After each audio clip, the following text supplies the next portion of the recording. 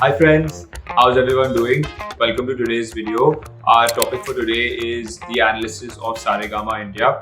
This is purely educational in nature. We don't do any stock tips on this channel.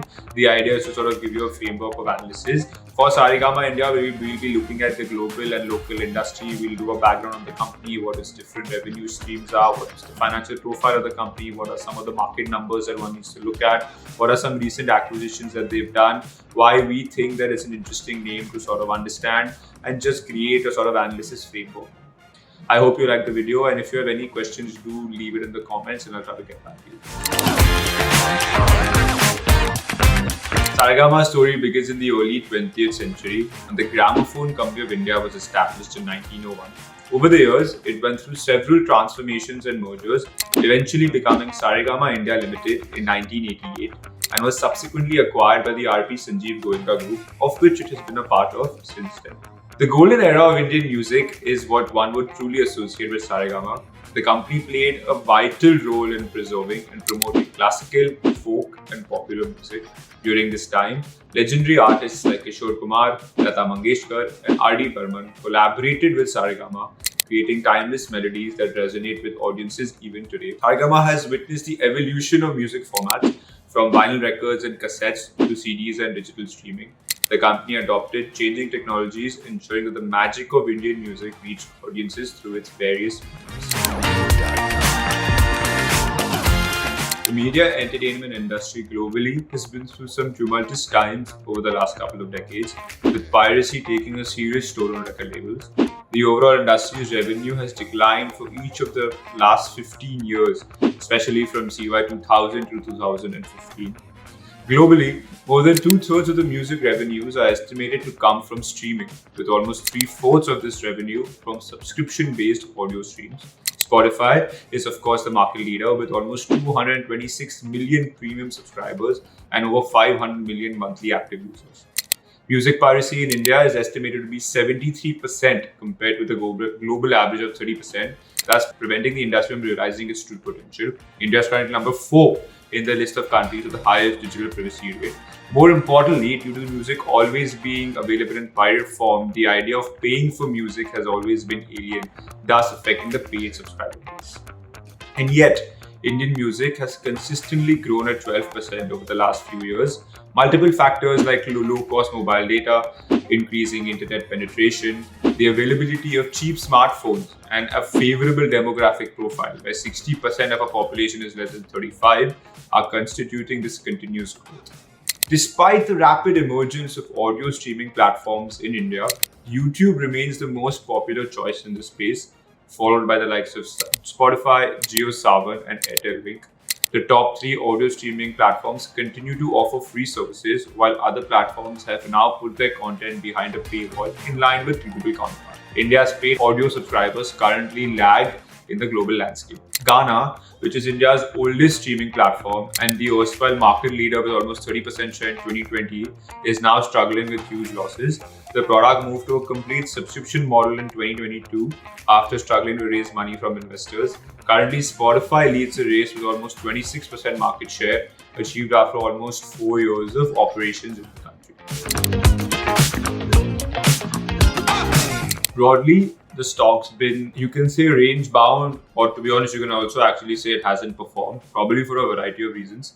The company currently has a market cap of approximately 70 to 100 crores, with them touching a 52-week high of 469 and a low of 290. The company has decent ownership across institutions, with FPI holding approximately 17.5%, domestics owning approximately 2.5%, while the promoter group owns approximately 50% or so. The company primarily operates in 3 business verticals: music, which contributes to almost 80%, TV series and films, which is approximately 15%, and the newest division, which is events and publication.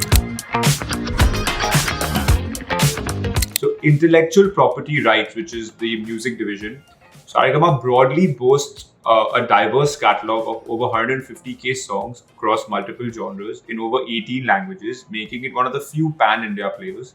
Such a high number of IPs is a strong entry barrier for any player, which say there are 1,000 films a year, 5 songs per film will take approximately 30 years to replicate. which also enables the likes of Saregama and T-Series to negotiate better deals with distribution platforms. In 2023, their music IP was played over 20 billion times across different social platforms, radio, etc. It has forged partnerships with almost 65 licensing platforms, 30 streaming platforms, and over 20 broadcasting platforms and over 8 social media platforms, something that's extremely difficult to replicate. The Carvaan Jukebox, launched in 2017, was created to cater to the nostalgia of those cherished classics while introducing the same melodies to a younger generation. The flagship specialty hardware product comes with over 5,000 preloaded songs. The extensive playlist actually spans multiple decades, as I'm sure you've also experienced. The company actually released various special editions also to cater to different perspectives. For example, there were editions dedicated specifically to devotional music, regional languages, and even a premium version with additional features. The company achieved over 904k units by FY 2019. However, post that, especially due to COVID, demand and supply conditions, they actually faced a decline in terms of the number of units sold in FY20 and FY21. Post-COVID, the company changed strategy drastically. They launched multiple new lower-priced variants, including the Carvaan Mini and the Carvaan Mobile. Saregama has also made its presence felt in the realm of films, TV serials, and events. The company today has released 69 films and web shows with over 6,000 hours of television and 32 live shows in languages that are primarily regional. They are, as a company strategy, they've chosen to not do anything in the Hindi film industry at the moment, especially to keep budgets in control. Most of their shows have been released in the South cinemas, in the South languages, such as Malayalam, Tamil, Telugu, and some in North as well, such as Punjabi. As a company strategy, the management has expressed a desire to not go overboard. They primarily look to recover almost 60 to 80% of their costs prior to the film being released, therefore keeping budgets in control and not particularly taking high value actors on board. The strategy has particularly played out well. It allows Saregama to sort of build a plethora of content that is regional in nature, that is cost effective and does not put a load on their capital expenditure. In September 2023, the company announced the acquisition of Pocket Aces Pictures Private Limited. As per the agreement, Saregama paid approximately 1.74 billion to acquire half of the company. It's actually a very interesting acquisition, because Pocket Aces provides Saregama access to the fast-growing digital advertising market. Pocket Aces is actually best known for producing shows like Filter Copy, Please Find Attached, Little Things, and Adulting. Broadly, they release approximately 50 videos per week across channels, targeting the 12 to 20 age group, working with over 200 plus brand partners. Pocket Aces actually has approximately 95 million followers across social media platforms and operates through its 3 business verticals: direct-to-consumer content, artist management, and OTT content. Synergistically, the rationale behind acquisition was to plug an age gap for Saregama. Traditionally, the company has been strong in the 0 to 12 age segment through Rhymes, and the greater than 30 age segment, which is also covered by a mix of old and new music available through its different streaming mediums in Carvaan. Pocket Aces, which is differentiated offering in this age category, plugs a hole for the company in that regard. It's actually very interesting to look at this acquisition because it gives you a very interesting perspective of where Saregama actually sees the future evolving. It wants to be a content producer as well as a licensor. And when one takes the Pocket Aces acquisition into consideration with the other businesses that the company has, be it the films or the bread and butter IP business, you sort of get a broad understanding of where the company is heading towards. The company's new content acquisition had seen a significant slowdown between 2000 to 2015, which was a period actually marked by heightened privacy. Globally, peer-to-peer sharing services like Napster, Kazaa, and SoulSeek had become a huge cause of concern, which had not only actually affected Indian players, but also global. The company's management had taken a conscious decision to not make any major investments during this period, given that privacy had actually reached a percentage high as 97%. The last couple of years has seen the company step up investments once again, picking up huge albums from well-known production houses.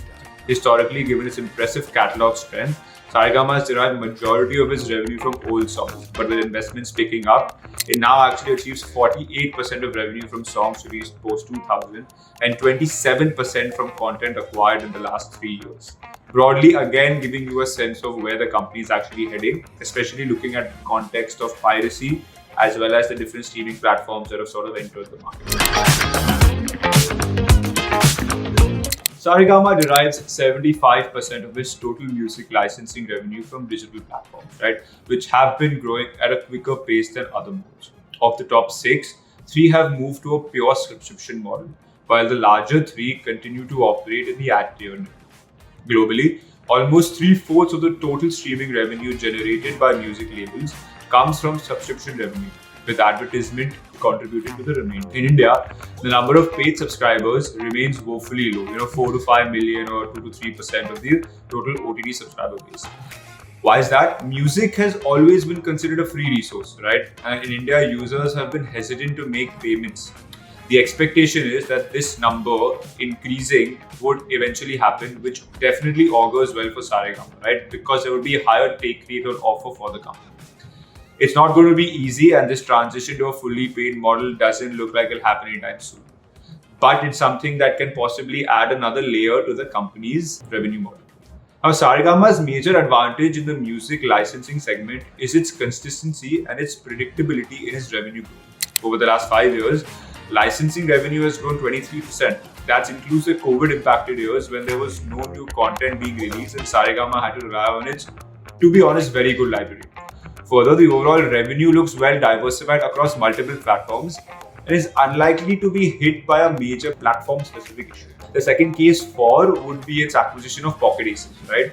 Now, broadly, one would imagine that this looks synergistic in context to the other revenue streams that the company is developing, right? Saregama looks to be transitioning to a content producer in equal measure, especially if you look at their work down south in web shows and movies. This acquisition is synergistic to that, right? Through Pocket Aces, they want to sort of continue to build content. Through their South web and TV show section, they're sort of continuing to build content. And their music licensing business stays the same, right? In which they keep adding more and more content, more and more albums to an already very good library and already very deep library. So let's look at the finance profile of the company. In terms of core revenues, the company has clocked a revenue CAGR of 23% between FY19 and 23, led by a strong digitization wave, good catalog of old music, and a renewed attempt at acquiring new music. As the company evolves towards a content-based organization, the expectation is that the contribution by the music segment will probably reduce to approximately 65%, with Pocket Aces, TV and regional films, and events making up the rest. The company sort of indicated a return to an investment mode, especially in acquisition of music, build-up of Pocket Aces, which is actually at the moment loss-making, and investments in the event segment, which was actually acquired and started in FY23. The company has raised INR 7.5 billion via QIP in November 21, with the expectation of deploying it towards content acquisition, which started with a bit of a lag, initially acquiring 1,500 songs belonging to 280 Telugu films from Mango Music, which the company then followed it up by acquiring Pocket Aces in September 2023. So in conclusion, guys, we sort of looked at a bunch of things. Let's do a bit of a conclusion. Music licensing has emerged as an attractive segment, right, with the decline of piracy in the last couple of years. This is coupled with cheap data offerings in the overall ecosystem has definitely helped. The overall industry has seen a 12% CAGR over the last 5 years, and this is despite the impact of COVID, when new content was probably not being generated to this level. Now, if I look at Saregama India, I believe the company is transitioning from a retro music catalog company to an aggressive content creator across music, films, and television, if I may say so. The acquisition of Pocket Aces also adds a completely new IP dimension and a distribution network to Saregama's existing capabilities. The company provides Saregama access to a demographic of a much younger generation, right? And allowing it to capitalize on the social media frenzy. Pocket Aces, by being positioned as a youth-oriented brand, opens up a new avenue for Saregama, and I would imagine that would be the scope of that acquisition. But most importantly, right, there looks to be an industry shift underway. India's streaming market is dominated by the ad support model, right? But with cost not aligning, this model puts streamers in a bit of a tight spot, as they're probably unable to justify expenses as profit remain meaningfully low. In the last couple of years, 3 of the top 6 streamers have done away with the ad model, instead sticking only to a subscription-based service. Soon enough, the expectation is that all top players who control meaningful market share will follow suit. Now, why is this important? Because the ad money, right? Saregama's monetization per song is 10 paise.